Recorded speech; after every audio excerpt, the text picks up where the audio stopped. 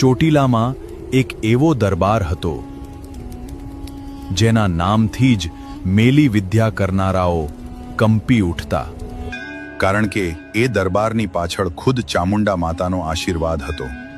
ચોટીલાના દરબાર સોમલા બાપુ ખાચરનું રાજ ચાલતું હતું અને ચોટીલાની ચામુંડા માતા ઉપર તેમને ખૂબ મોટો વિશ્વાસ હતો.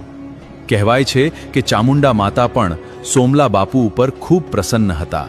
કોઈ પણ સંકટ હોય, કોઈ મેલી વિદ્યાનું કામ હોય કે પછી કોઈ મોટું તોફાન હોય, ચોટીલાના ડુંગરની પેઠમાં બટુક હનુમાન દાદાનું મંદિર આવેલું હતું.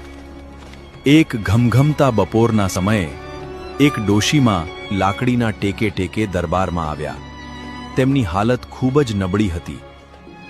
મેલા દાટ કપડાં, સફેદ વાળ અને થાકેલું શરીર. ડોશીમાની આવી હાલત જોઈને દરબાર સોમલા બાપુ તરત જ ઊભા થઈ ગયા. તેમણે ડોશીમાને બેસાડ્યા અને પૂછ્યું, બોલો માડી, આટલી ઉંમરે તમે જંગલમાં શું કરવા ગયા હતા? ત્યારે ડોશીમા બોલ્યા, રાજા, મારી એક ગાય ખોવાઈ ગઈ છે. હું આખો દિવસ શોધતી રહી, પણ હવે આ વૃદ્ધ શરીરથી વધારે શોધી શકાતું નથી. મારી ગાય વગર હું જીવી શકતી નથી. આ સાંભળીને સોમલા બાપુ ખાચર બોલ્યા, માડી, તમે ચિંતા ના કરો. તમારી ગાય પાતાળમાં પણ હશે ને, તો પણ હું શોધીને લઈ આવીશ.